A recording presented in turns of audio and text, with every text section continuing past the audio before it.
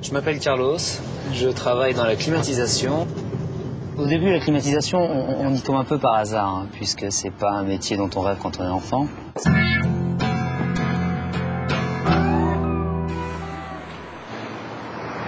J'ai quitté l'école pour faire un BEP en électrotechnique. J'ai commencé en étant monteur en climatisation, donc j'installais des appareils de clim. C'est assez basique, on a une machine qui fonctionne, on l'installe, on la relie, et voilà.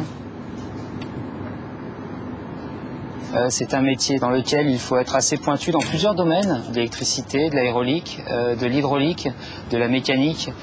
J'avais besoin d'entrer plus dans le détail de l'appareil et du coup je pense qu'il valait mieux s'orienter en dépannage.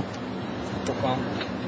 Écoutez, il est 9h50, j'arrive dans 10 minutes. Ok, ça marche ? Très bien.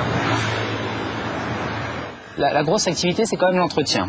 Et là viennent s'insérer tous les dépannages qu'on vous transmet à travers le téléphone. Donc la priorité dans la société dans laquelle je suis, c'est le dépannage. Et vous êtes là, face à la machine, et vous essayez de dépanner.